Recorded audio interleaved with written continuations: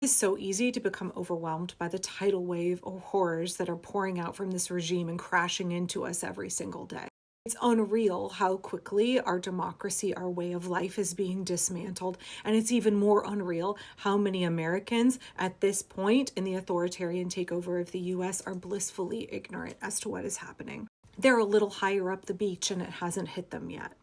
And I'm trying really hard to have a balanced approach to not only what kind of media I consume and where I put my energy, but how many difficult negative stories that I share on social media. Because we can get a really skewed view of what's happening. And we know that corporate media is very much in the pocket of this regime. We know that the owners of all kinds of media, be it newspapers or, like CNN broadcast media, that they are owned by folks who are Trumpers. They are owned by folks on the far right. And we actually know that none of them can be trusted because legacy media is owned by billionaires, by corporations who only have profit at heart. That is their only interest. And so they are going to keep hitting us with all of these negative stories, and they're actually suppressing things that this regime doesn't like covering protests, for example. And what they do cover, they're putting a spin on in order to not draw fire from this regime. So you may not hear the good stories from legacy media. You may not hear all of the ways that tens, hundreds of millions of Americans are committed to protecting our democracy.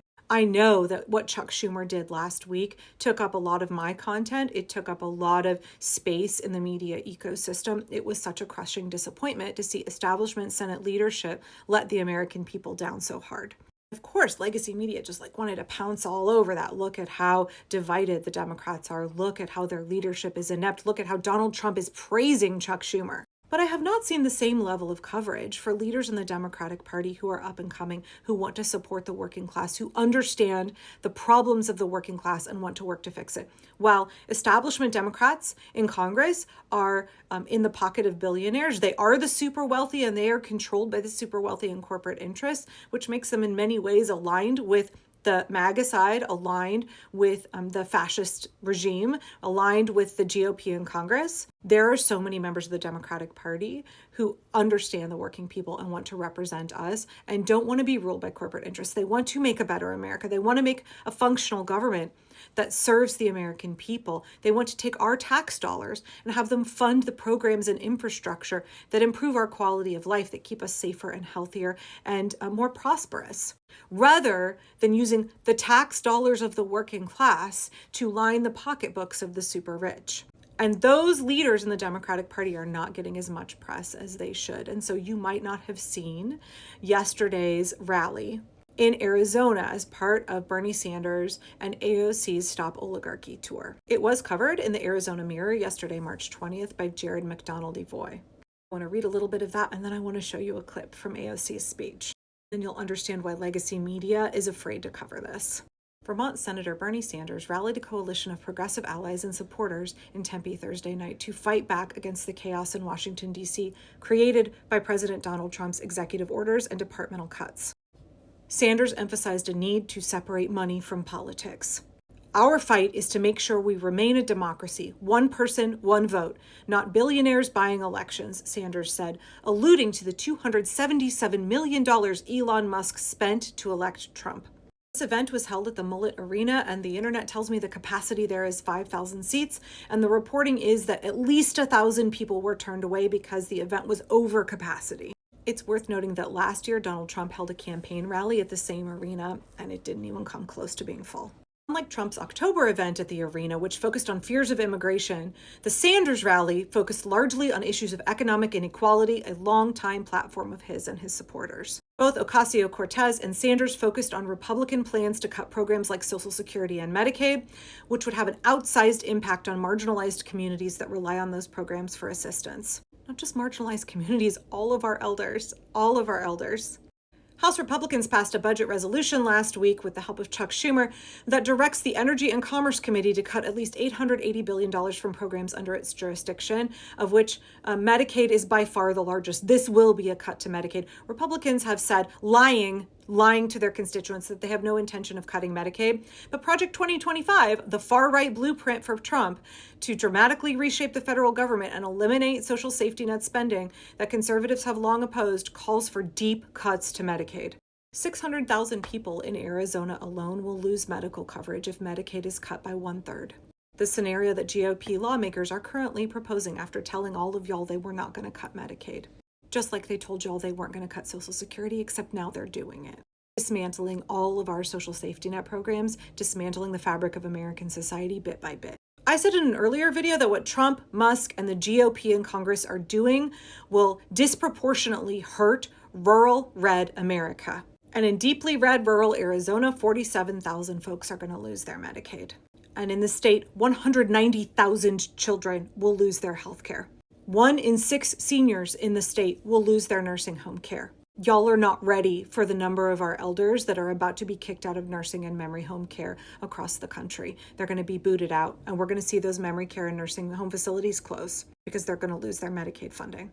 The U.S. Supreme Court ruled in Citizens United versus the FEC that the government is prohibited from outlawing political spending by corporations. The ruling led to an avalanche of dark money spending in campaigns, named because the sources of the money spent by nonprofits remain anonymous. Peter Thiel, Elon Musk, Jeff Bezos. Citizens United has been devastating for our democracy, for everyday working class people. It means that our politics are run by corporations, by billionaires, and not by the people. We must get big money out of politics, Ocasio-Cortez said, leading to the crowd chanting, AOC, AOC. I understand that their disdain for working people by some of the most powerful people in this country doesn't just come from not being raised right, okay?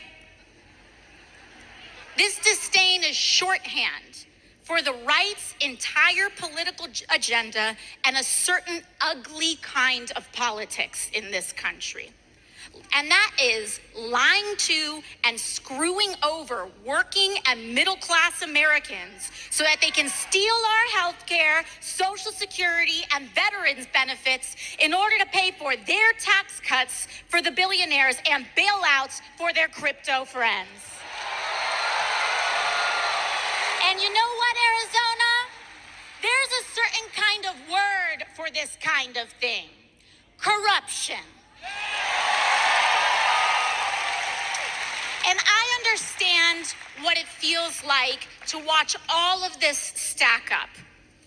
From how overwhelming and brazen all this selfishness is, the constant headlines and notifications, dismantling the Department of Education, trying to end birthright citizenship, the things that make us American.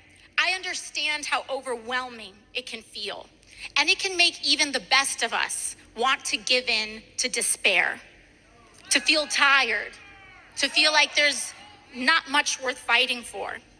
Because when the system is stacked against you, it's hard to feel like anything you do matters. It's hard to feel like we matter in this democracy. And it is easy to give in to the despair.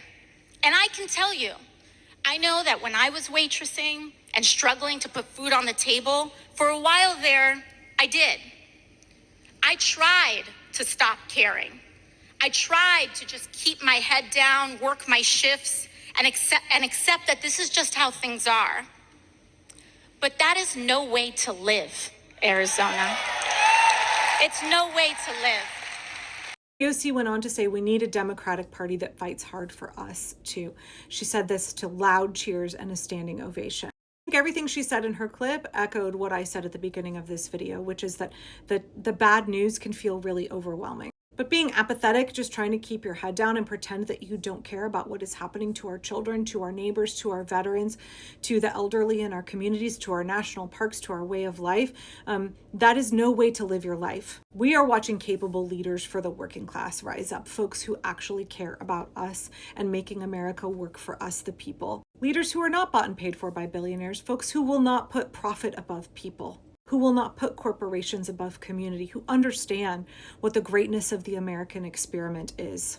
We want to work to restore our democracy and build us forward into a better way of life that prioritizes working class Americans, our needs, our quality of life, the things we value and cherish. I hope more of these young, energetic leaders who have their priorities straight and have massive appeal for the American people will continue to rise up. We'll start doing more tours like the one that Sanders and AOC are on. This is what we need. This is the kind of momentum we need to build. I say that we, the people, will save us. Folks like Bernie and AOC, they are also the people. We, the people, will save us.